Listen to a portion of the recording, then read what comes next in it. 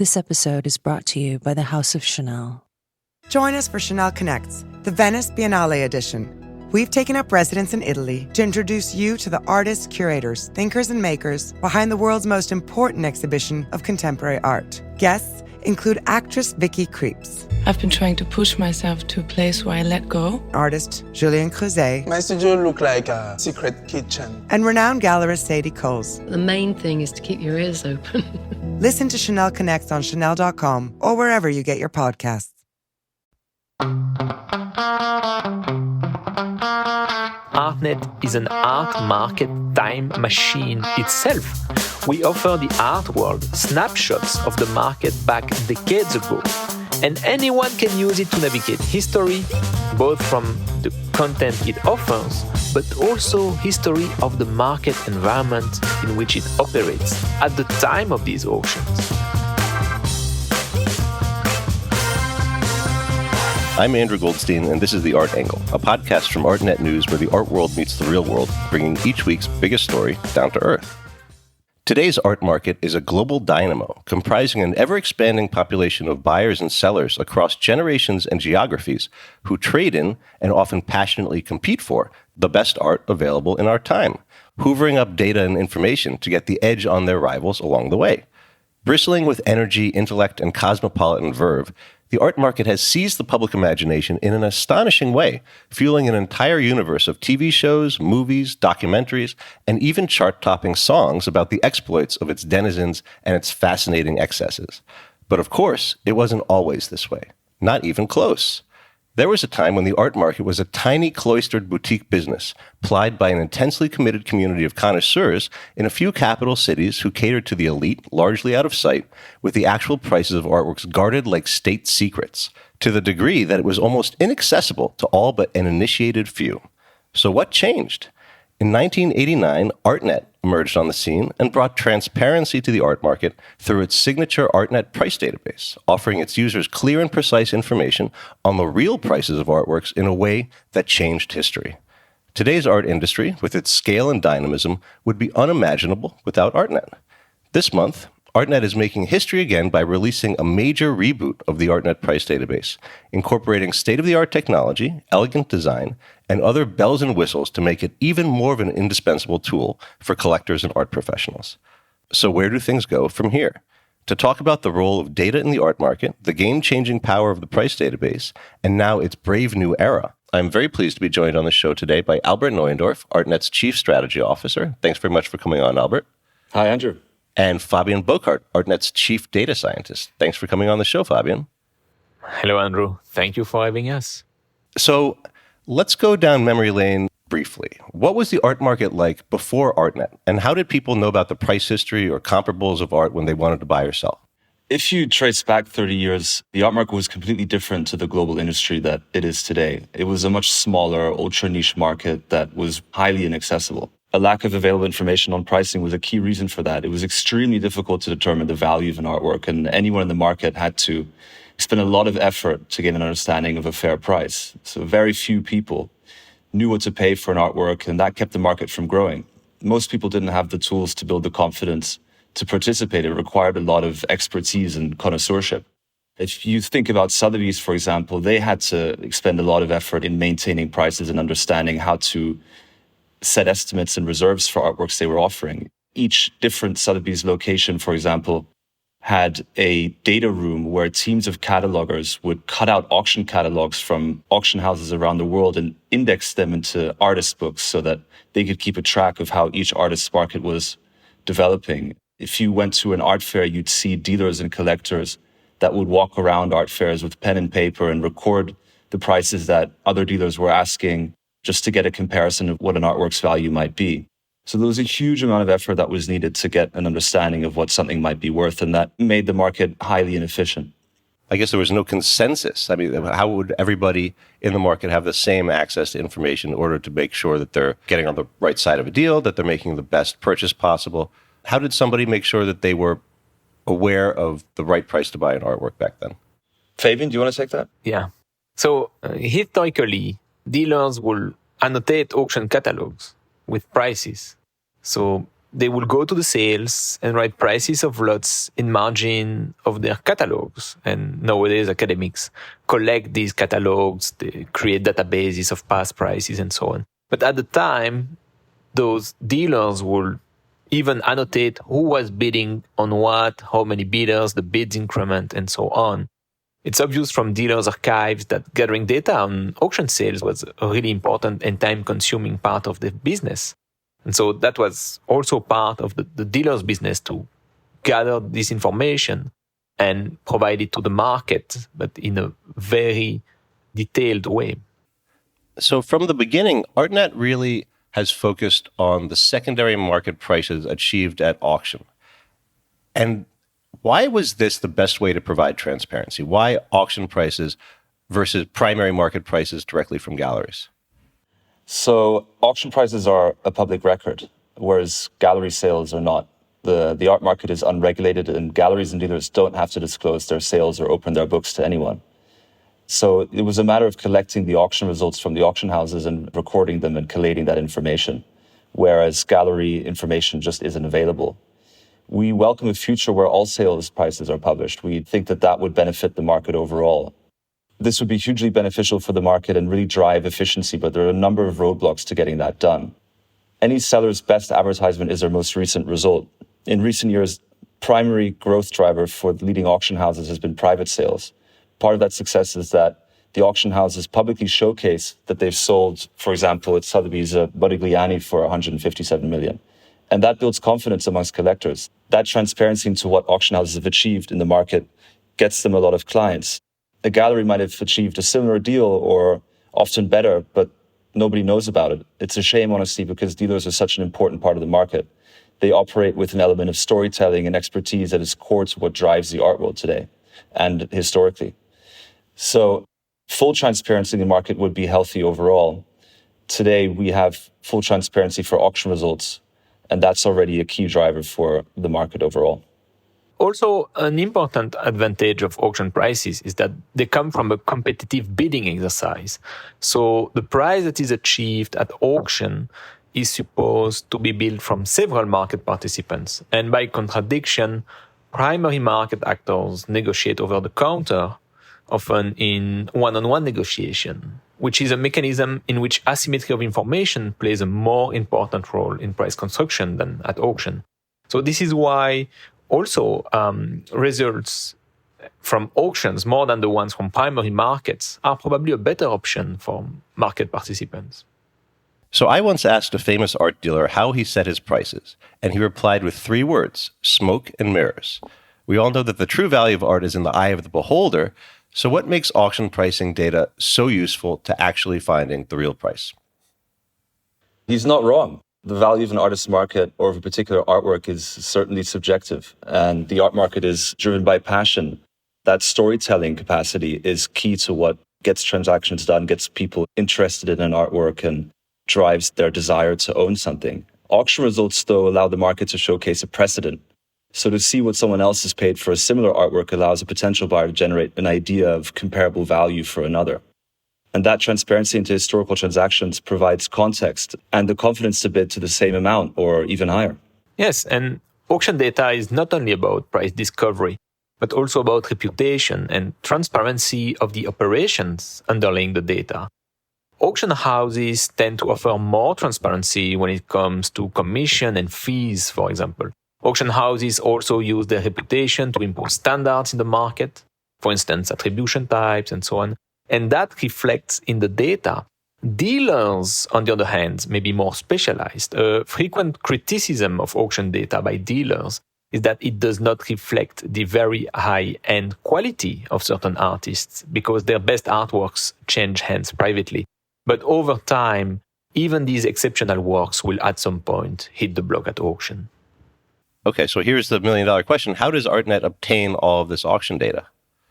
Historically, it took an incredible amount of time. Initially, we manually entered all the data from various auction houses, printed catalogs, going back to 1983. Those weren't available digitally at the beginning when we started in 1989. And so we manually entered those into a database. And that's part of the reason why reproducing a database like Artnet is nigh on impossible. You'd first of all have to find all of those historical printed catalogs, which in many cases don't exist anymore, and the cost associated with digitizing all of those and collating that information would be restrictively high. Once auction houses started publishing digital copies of their catalogs, we then switched to scraping the information from their websites.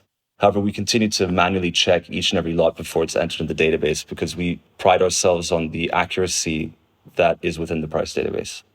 And one question on the auction houses themselves. How many different kinds of auction houses does the price database cover, and what's the geographical spread? We cover a bit more than 1,900 auction houses all across the world, from South America to Asia, Africa, all continents are covered. And it's true that we still manually check the data, but in recent years, we've been more and more integrated automated capabilities to clean the data, test the accuracy, and improve the overall quality of the database.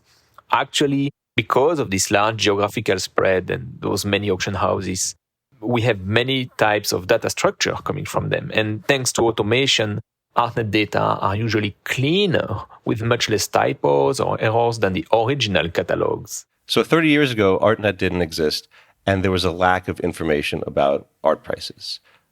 What happened after Artnet debuted? What kind of impact did it have on the art business? I think the impact was enormous. Artnet introduced price transparency to a market that had essentially operated in the dark for its entire history. It removed an enormous amount of information asymmetry and allowed collectors to empower themselves with information. And that added symmetry to a otherwise really difficult market to navigate and made it much more accessible.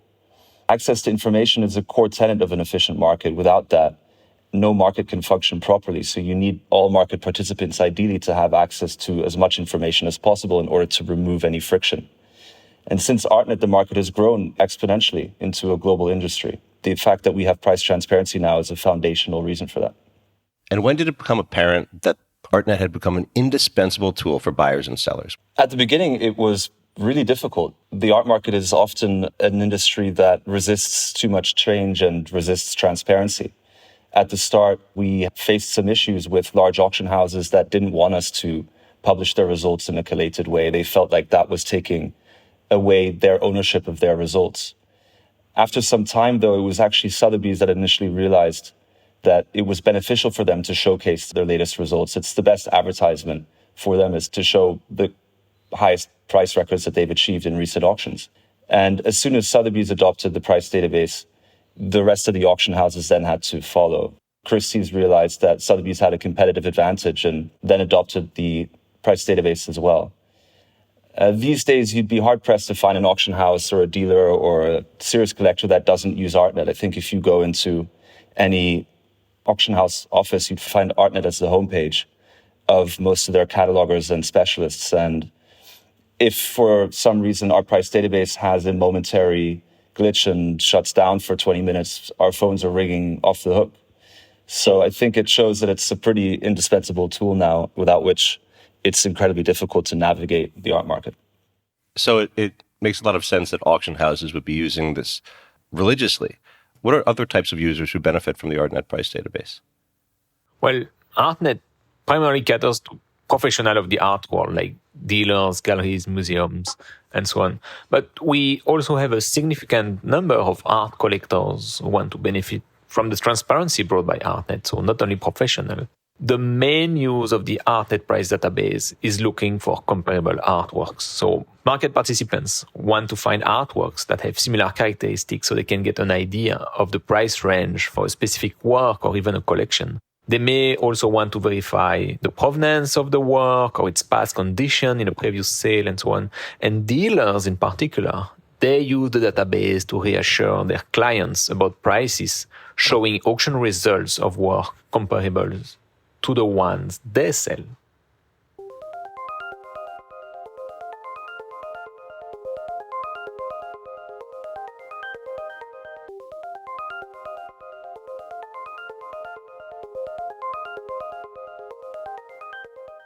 And so with all of this data, how does Artnet maintain it all and keep it all up to date, reflecting the latest auction results all over the world? Well, that's the magic. We have eyes everywhere, right? So in practice, we partner with auction houses to get their data about upcoming sales as soon as possible. And then we collect auction results immediately after the sale in most cases. A rather sophisticated data pipeline, including, as we mentioned before, a manual check and other automated processes to fuel the price database as soon as the results become available. We add, on average, 3,000 auction results per day from these 1,900 auction houses. We've been adding data to the database for the last 35 years. And nowadays, that's about 16 million auction results for more than 400,000 artists. And does Artnet only track art auctions? No. We also track decorative arts. So this is more targeted towards dealers and collectors of furniture, jewelry, watches, and so on. So if you're tracking the market for 17th century French designer André Charles Boulle, this is where you'll find the data you're searching for. And Artnet has been compiling data on decorative arts auction sales since 2000. How has Artnet's approach to data gathering and data science generally evolved over the years? Well, the very first years were, of course, manual, with the use of faxes and copying catalogs manually into databases. And through the years, the process got more and more automated. Naturally, data science and machine learning in particular now plays a much larger role in our operations than a decade ago. But I think the years to come are going to see an exponential growth in AI application at Artnet, both in our capability to gather data and services we will offer to our customers. Can you expand on that a little bit? What kind of AI applications could you see potentially working for Artnet? Well, we are currently developing stronger capabilities in image recognition so that in the future our users will be able to upload photos of artworks and find the results immediately in the price database. We will also bring more processed data and information to the public, ranking, market trends, statistics about artists, and even their artwork, actually. So it sounds like there's a lot of potential for what the price database can achieve through new technology. What are some things that are already embedded in the price database that even a veteran Artnet user might be surprised to find out when it comes to the capabilities of the data? Well, there is the online price database, but we also provide all sorts of information about the market at Artnet. For instance, which auction house offers the best liquidity for any given artist, or where will be the best place to achieve the highest prices.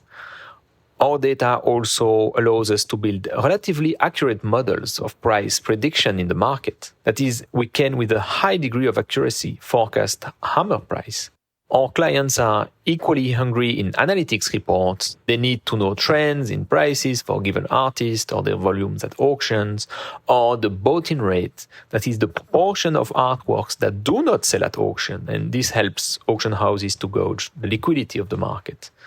We internally also use an artist ranking mechanism, where we basically score artists based on their popularity at auction, market performance, exhibition history, and many other factors. And this allows us to know which artists best represent their movements in the market and so on. And of course, our clients have access to our price indices on demand. These track market performance for certain movements or for given pools of artists. And we generally track market trends across the board. Okay, so we've been talking about the database in almost an abstract scientific way. What are some ways that it can be used to unlock opportunity in the real world for users? Basically, Artnet offers information parity. The idea being not to be taken advantage of. In general, the main use of the price database is to search comparable artworks and estimate price points. But these data hold much more valuable information. For example, users can have a real grasp of the evolution of prices through time for specific artists, and that can be an important tool for market participants. For instance, at Artnet, we have an auction arm, which is Artnet Auction, and we had a really nice use of the price database with an artist named Richard Hambleton. We could predict a fast progression of prices for this artist, spotting a trend in the data, and our auction house started to consign more and more of his work, and indeed the market reacted positively. And another strategy that dealers deploy with Artnet Price Database is that they look for recent bought-in at auction. They looked for mispriced artworks that did not sell in recent auctions globally. And then they reach out to these auction houses to try to negotiate a private sale with them at a lower price. So that's another opportunity that is actively exploited by our clients. Our users also look for low estimates of certain artists to find bargains ahead of upcoming auctions. So there are many opportunities brought by this price database. So Fabian, you are widely regarded as being one of the finest data scientists in the art industry. And you spend your life essentially inside the price database, amid all the data. What are some of the most surprising or unexpected stories that you've encountered in your time inside the database? What are some of the things that you can regale us about its amazing capabilities? We have many incredible stories with our clients. Large government agencies work with us and use our database, from the IRS to the FBI, hedge funds, newspaper, and also many actors we can't even disclose because of our many NDAs in place. But there is one data story I really found fascinating and that revealed some unexpected aspects of our database. And the story goes that two brothers, heirs of a wealthy European dynasty, got their collection of their late father split in the 90s. They inherited artworks from Renaissance masters like Velázquez, Donatello, Caravaggio, and many pieces from studios or followers of these artists. Extraordinary pieces. As we know in the art world, an artwork defined as studio of the artist is significantly less expensive than one by the hand of the master. However, in that case, 20 years after the split of the collection, one of the brothers got a studio of a Renaissance master reattributed as an original by the artist. And that brother sold the piece for almost $20 million privately and very discreetly. He later divorced from his wife, who, out of spite, ended up spilling the beans about the artwork to her former brother-in-law. Of course, a full-blown brotherly dispute followed, with lawyers battling in court about the fairness of the original split of the collection. And so it happens that the only way to figure out whether or not the collection was fairly split 20 years before that private sale was to dig into the Artnet Price Database and have a comprehensive review of comparable artworks sold at the time, their condition, the attributions, and so on. And the Artnet Price Database played such an important role because it collects information about history through time. So as a consequence, Artnet is an art market time machine itself. We offer the art world snapshots of the market back decades ago, and anyone can use it to navigate history, both from the content it offers, but also history of the market environment in which it operates at the time of these auctions. As a history and archives enthusiast, I was absolutely fascinated that Artnet data could play a role in resolving that dispute 20 years in the making. Eventually, using a combination of Artnet and other archival data, it was established that the artwork was indeed misattributed already at the time the collection was resplit, and the brother who had sold the piece had to compensate his sibling. So now, Artnet has relaunched the price database, and this is a big moment for the company, and it's also a very meaningful moment for the industry at large. So what is new? What's new under the hood? What's new in terms of the interface for the price database? It's a very exciting moment for us indeed. We've built an entirely new user experience, which makes navigating the price database much more easy. First of all, it's built on a mobile-friendly design, which means it's now much more accessible from a mobile device if you're at an art fair or on the auction floor, for example. There's also vast new search opportunities allowing you to search by free text. So that opens up opportunities for looking at artworks that have particular colors or that feature particular items such as a rabbit or you can see the value of still lifes overall. So there's much more insight that you can gain with the new price database. It also has responsive and intelligent analytics. So as you search for particular criteria, you can see what those results mean in the broader context of an artist market. So it's a much improved experience, which will make it much easier for any user to gain an understanding of the value of an artwork they're trying to find, and makes the price database a more accessible tool for professionals as well as enthusiasts and collectors. Another important aspect is that it's built on an entirely new API-first data architecture. And that allows us to not only build out intelligent analytics, which will benefit the user experience on Artnet, but also allows us to engage in much more meaningful data partnerships with clients from different industries. So from auction houses to galleries, but also wealth management companies, hedge funds. It allows us to really dive deep with our clients and offer value that previously we weren't able to do. And so when it comes to Artnet's users and the market at large, what kind of impact do you think this could potentially have? What are some beneficial outcomes that the new interface and the new data capabilities could actually, bring to the market? I think in the past, the price database has been a tool which is incredibly useful if you know what you're looking for. If primarily you're a professional and you're looking for auction comparables, that's been its primary use case. The fact that we now have a new data architecture and can really build out intelligent AI-driven tools and analytics based off of that means that there's much more opportunity to add value and allow users to get insight and contextual information that they might not have been able to before. If you look at the art market overall, although it's grown exponentially over the last 30 years, it remains an illiquid market. There's around 1.7 trillion of fine art assets held privately around the world, and the market value overall is around 65 billion. So only around 4% of the total value of art is traded per year. There's a lot of opportunity to continue to make the art market more efficient, and that's core to what Artnet's been trying to do since it was founded 30 years ago. We believe that an efficient market will help participants at every level. And on Artnet, we partner with around 1,500 of the world's leading galleries and auction houses. We have an enormous marketplace with over 280,000 curated selections of artworks available.